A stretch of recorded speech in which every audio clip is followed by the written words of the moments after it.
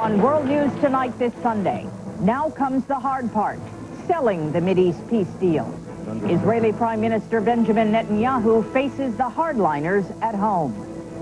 A murdered doctor. Was he the victim of an organized campaign of terror? And the former pro wrestler who's shaking things up in the political ring.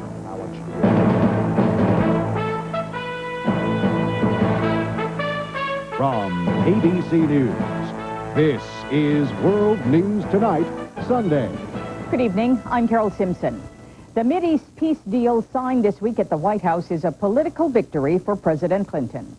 But for Israeli Prime Minister Benjamin Netanyahu and Palestinian leader Yasser Arafat, it is an enormous political risk. The size of that risk was made clear today when Netanyahu returned home to Israel. ABC's Gillian Findlay is there. Israel's prime minister returned home today to all the pomp and pageantry his government could muster. The man who once called the peace agreement dangerous now had to explain to Israelis why he's committed to making it work. We received a very, very bad agreement that we have worked and labored to plug the holes in it, and we have plugged many of the holes in it, and to improve it. Not enough, according to many of those who helped elect Netanyahu. In the West Bank today, Jewish settlers blocked roads to protest the deal. The demonstrations continued in Jerusalem tonight as settler leaders met to disown the prime minister and to call for new elections. But most analysts here now agree that's not likely to happen, at least not immediately. Weekend opinion polls show 3/4 of Israelis support the deal. Netanyahu is expected to get approval from both his cabinet and Israel's parliament. But then he has to implement it. Experience has taught us that there's a tremendous gap between signing an agreement and implementing it, and that Netanyahu has an endless reservoir of preconditions and pretexts in order to avoid implementation. And there are extremists on both sides who would be happy to see it fail. In exchange for giving up land, Netanyahu claims he got a better security deal. Palestinian police will now be monitored by the CIA. Insurance, Israel says, that they will crack down on Islamic militants. So far, though, the crackdown seems hardest on those Palestinians speaking out against the deal. 2 leaders were arrested for their comments this weekend. And in a further taste of what many fear is to come, a police attempt this afternoon to confiscate illegal weapons ended in a shootout and serious injuries. All of that in the first 48 hours of what the leaders proclaim is a new start for peace. Gillian Findlay, ABC News, Jerusalem. Palestinian leader Yasser Arafat was in Cairo today to brief Egyptian President Hosni Mubarak on the peace deal. Arafat said the real test of Israel's commitment to peace will be seen in the coming weeks as the agreement is implemented. Netanyahu again today called for the release of convicted spy Jonathan Pollard. President Clinton has agreed to review the question of Pollard's release, but has made no commitments. Today, the former U.S. prosecutor who put Pollard in jail insisted again that he should stay there. This would be the first time we have ever given up an American who betrayed his country. It should never be done. It will be a precedent that will live in the memory of the military, intelligence, and foreign policy establishment of this country. They will never live it down, and it will encourage espionage on behalf of allies. Pollard is serving a life sentence in federal prison in North Carolina. Dr. Barnett Slepian will be buried tomorrow. He was murdered Friday night by a sniper.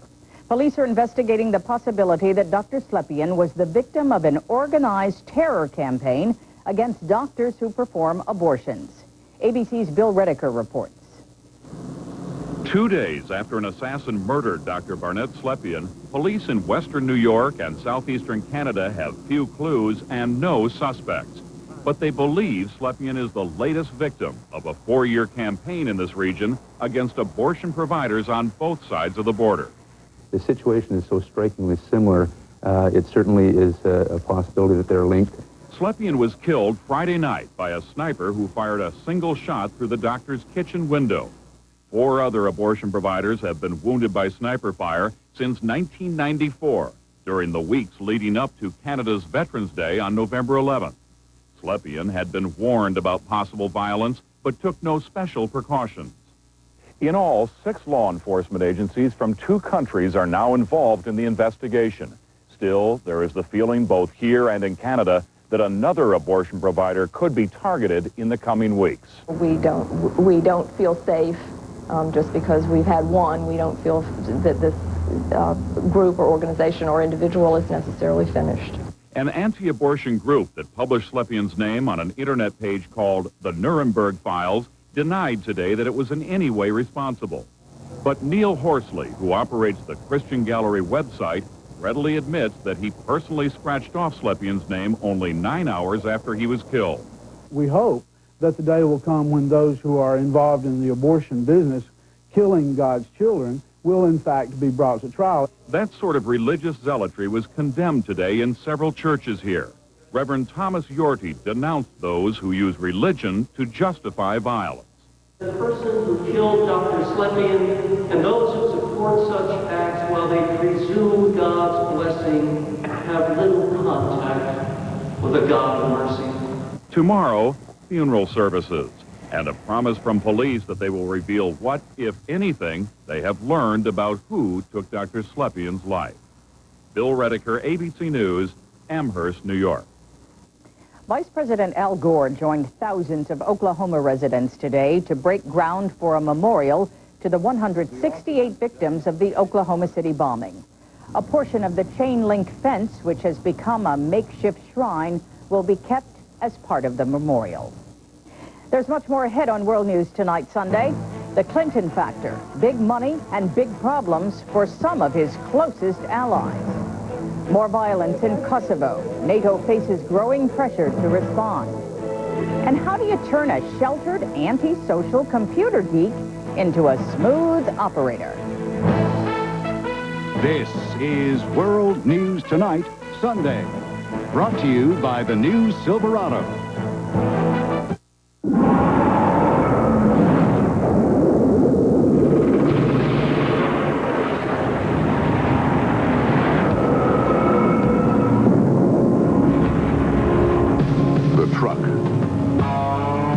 The award, the new Chevy Silverado, the Motor Trend Truck of the Year.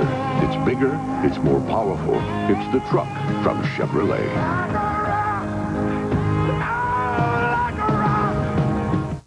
For the 14 million women who worry about light to moderate bladder control, now there's new Double Protection Compose Panty and Pad system. The Compose Panty and Pad fit together for double protection. There's a super absorbent disposable pad, but the real difference is the separate washable panty. It gives you double protection with a quilted panel that won't let wetness through. So why worry? Get double protection with Double Protection Compose. Protection that goes beyond the pad.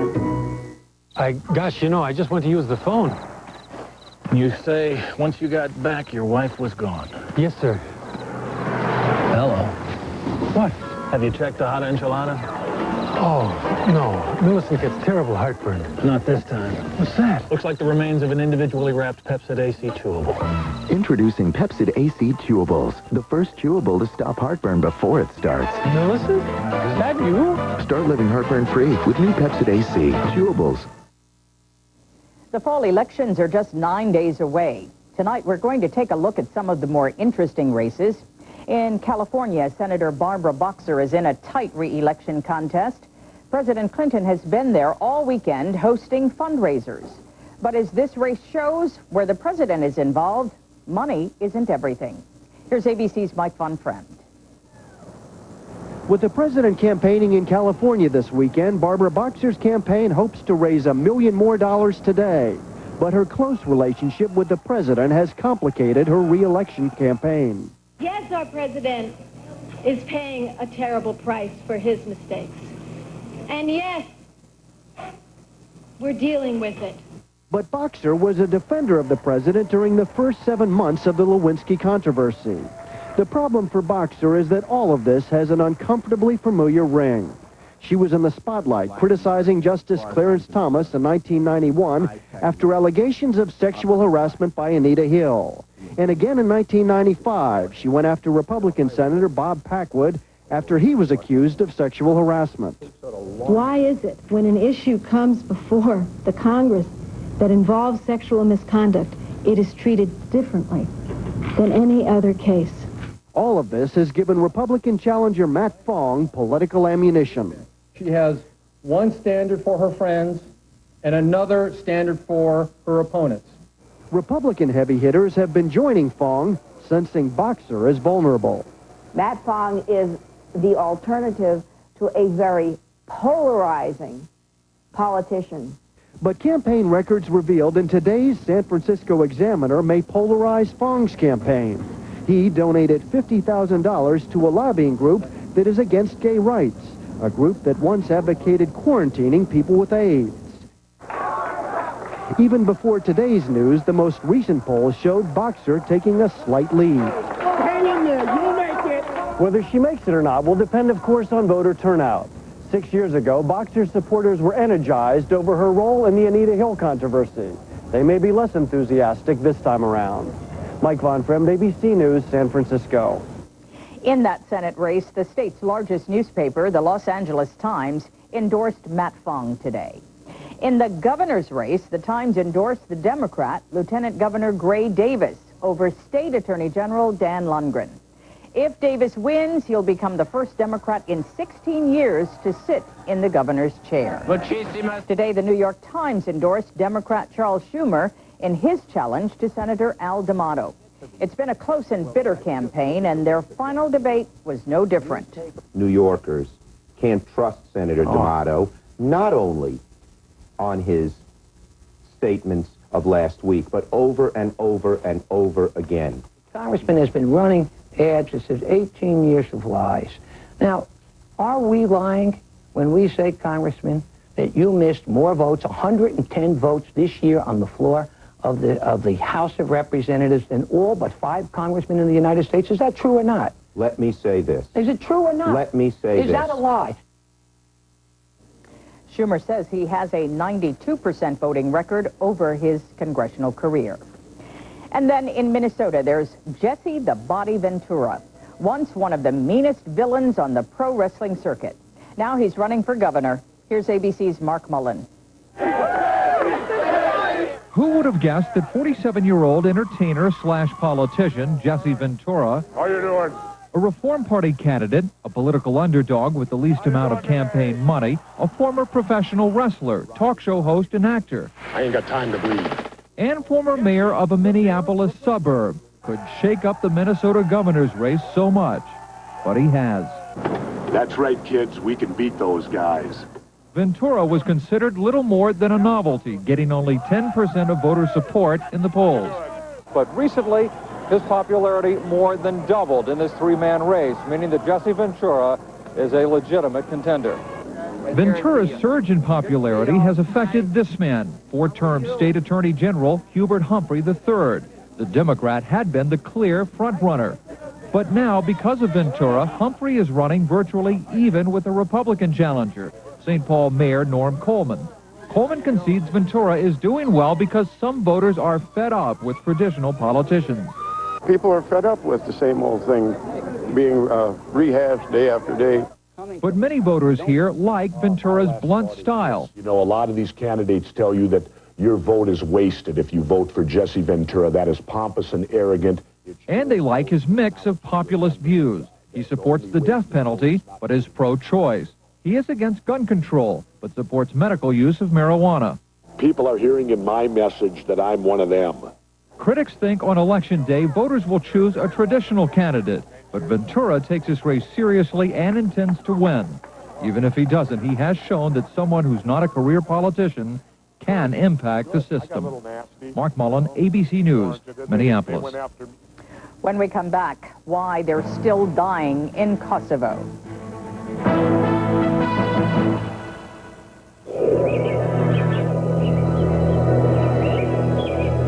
There is an athlete amongst us, disguised as a mother and a neighbor. And when most of us are still sleeping, she's running.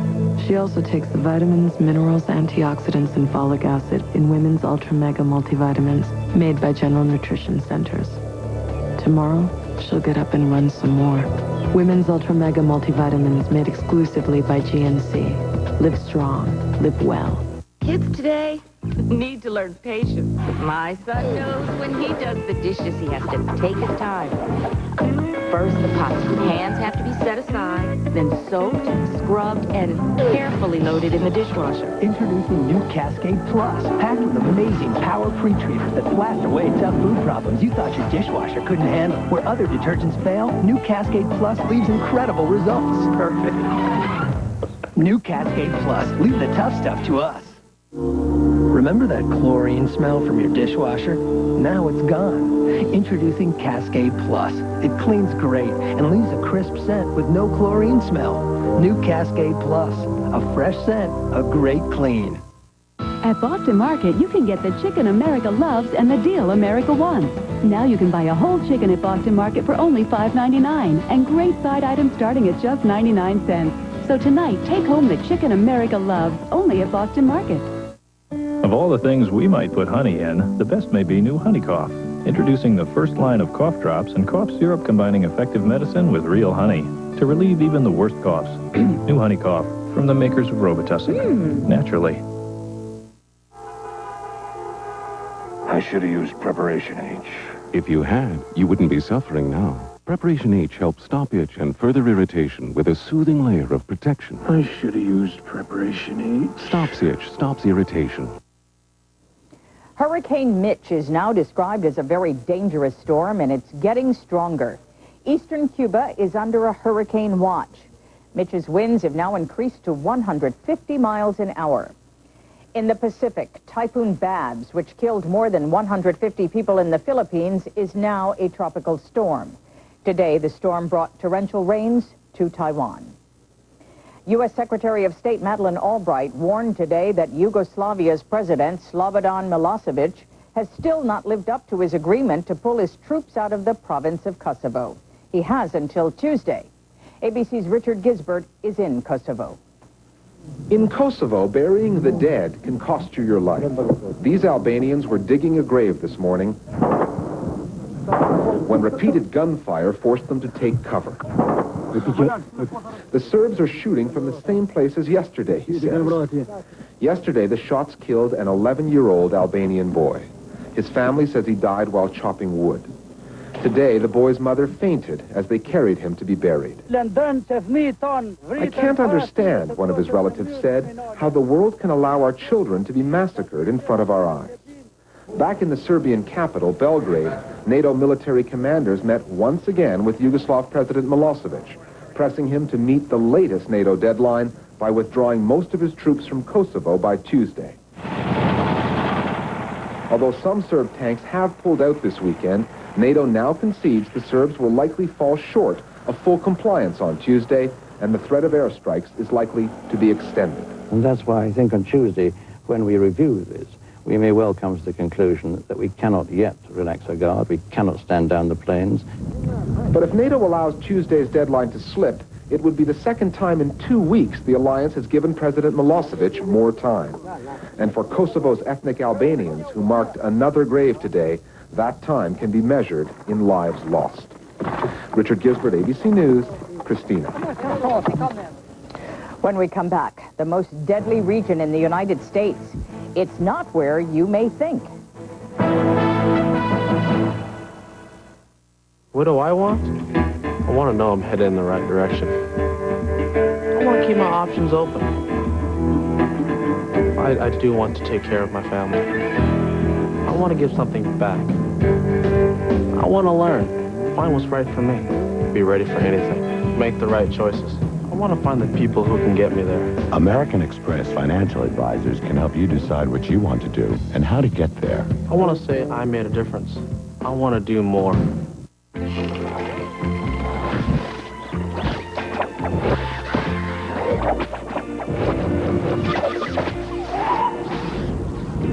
It's no mystery why millions of people have moved to the digital home entertainment of DirecTV. Because DirecTV gives them more movies, sports, and a variety of programming they just can't get from cable. So what are you looking at? If it's not DirecTV, see your retailer for a demo today. We ease life's pressures. We help make lives more memorable. We're the people of Pfizer. We develop medicines that make the world a better place. We help people love one another. We help keep families strong. We take care of best friends. We spend over $2 billion a year on research. That's why we believe we'll introduce more new medicines for more diseases than anyone else. At Pfizer, we're not just looking for cures for the future. We're going to find them. We know in our hearts the only thing incurable is our passion. Pfizer, life is our life's work. In Louisiana, near Shreveport, a natural gas well is still burning, more than a day after an explosion that killed 6 workers. Firefighters need special equipment to cap the well. At this point, they can't even get close enough to retrieve the bodies. Popular State Senator Tommy Burks was remembered today in church services in Tennessee. Burks was shot to death this week. His political challenger, Byron Looper, who is still on the ballot, is charged with the murder. Tennessee is in the southern U.S., and FBI statistics show the South has the highest murder rate in the country. ABC's Anderson Cooper tried to find out why. In rural Louisiana this July, a man named Ellery Clement was convicted of shooting and killing his wife and her alleged lover after what was said to be a long and very public affair. I think deep down a lot of Southern men are thinking they would have done the same thing. The South may be known for its warmth and hospitality, but crime statistics show another side. 43% of the murders in the United States occur in the 16 southern states. All but one, Delaware, have murder rates higher than the national average. Louisiana's is more than twice as high. Criminologists are trying to understand why. It can't just be explained by poverty or by unemployment. It's not that simple. It's culture. It's culture. Here in the South, violence is often not merely an accepted response. It's an expected response in many instances. Sam Hyde, a Louisiana historian, is looking for the roots of what he calls a culture of violence in the South. After the Civil War, there was little faith in government, and people often took the law into their own hands to defend their honor. Hyde says today, personal honor is still a trigger for violence. It's a fundamental motivating force here. It is so important that ultimately the consequences of one's actions become secondary to the fear of public and private humiliation. Studies show the nature of murder in rural parts of the South is different than in other parts of the country. Here, murder is often personal. Outside the South, most murders happen during another crime, like a robbery. But in the South, murders tend to involve people who know each other. Generally, if you get shot in the South, you know who shot you, and you know why they shot you. But are Southerners really different from people in the rest of the country? In an experiment at the University of Michigan, a psychologist found that Southern male students, after being insulted, produced more testosterone and behaved more aggressively than Northerners, who tended to laugh it off. Young men in the South are under enormous pressure to exert themselves physically and defend themselves if their sense of honor is violated. Which brings us back to Southern courtesy. Maybe Southerners are more polite, at least in part, because it's dangerous not to be. Anderson Cooper, ABC News, Hammond, Louisiana. Up next, they know how to use a computer. Now they're learning to better use a knife and fork. For the 14 million women who worry about light to moderate bladder control, now there's new Double Protection Compose Panty and Pad system. The Compose Panty and Pad fit together for double protection. There's a super absorbent disposable pad, but the real difference is the separate washable panty. It gives you double protection with a quilted panel that won't let wetness through. So why worry? Get double protection with Double Protection Compose. Protection that goes beyond the pad. When you have problems here, here, and here, Maximum Strength Help is here. From Osteo Biflex, the #1 brand. New Maximum Strength Osteo Biflex from Sundown. Long-term help to repair, rebuild, renew.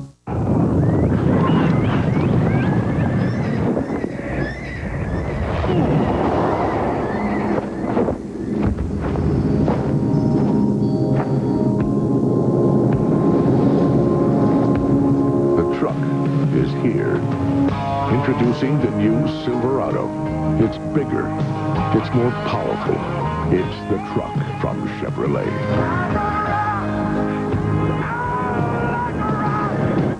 Morning, guys. Know how much cereal you'd have to eat to get the vitamins in one bowl of Total? Nice bowl. Total has 100% of 10 vitamins and minerals. We'll take the Total. Total, one bowl, 100%. Tonight, a Diane Sawyer interview with Oprah Winfrey about race, life, and facing the ghosts of the past. Watch 2020 tonight at 9, 8 Central. With Jimmy Smits in only 4 more episodes, you don't want to miss this. Oh, God. He can't stand up. Boy Martinez! Bobby, what's wrong? All new Blue, ABC Tuesday. Checking the box office this weekend, the #1 movie was Pleasantville, earning $9 million. Dropping to second place was Practical Magic. Ants was number 3. Finally tonight, teaching table manners to the Silicon Valley crowd. Can you turn a Bill Gates into a Cary Grant? 2 women in California are trying. Here's ABC's Lisa Salters. First of all, you don't butter the whole thing, and you don't butter it in midair. It's a crash course in etiquette for computer geeks. And gentlemen, we don't tuck it in our ties no matter what. High-tech workers in California's Silicon Valley may be masters of the mainframe. You don't conduct an orchestra when you've got these things in your hand. But put most of them in a fancy restaurant with a big business deal on the line. If they sat down at a table and they had 4 forks on one side, they'd be lost. That's why an unusual etiquette training course called The Workshop has become so trendy here in Silicon Valley, where simply being a computer whiz is no longer good enough. There's lots of bright people out there. You have to show that you have more than that. You cut and you bite. The Workshop was founded 3 years ago by 2 businesswomen, and there's already a 2-month waiting list of companies ready to log on. We hear horror stories about people who are dealing with large companies here, and the CEO will lean over and take a bite of somebody else's dessert. You just don't do things like that. You also don't talk with your mouth full or rest your silverware on the table. All rules your mom probably taught you, rules that many computer geniuses seem to have forgotten. I learned how to park my silverware. This is something that had escaped me. The course teaches everything from how to set a formal table to how to pick an appropriate wine.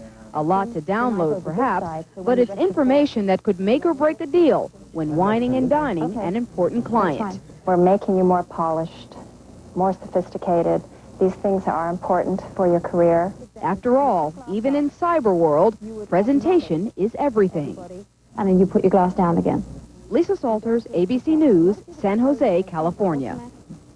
And that's World News Tonight for this Sunday. Be sure to watch 2020 Sunday. And tomorrow on Good Morning America, 2 views on whether the U.S. should release convicted spy Jonathan Pollard, from his sister and from the head of the Senate Intelligence Committee. I'm Carol Simpson. For all of us... Haunted Village, we're going to show you that tonight on the News Channel at 6:30. That'll be fun. We'll see you back here tonight at 6:30.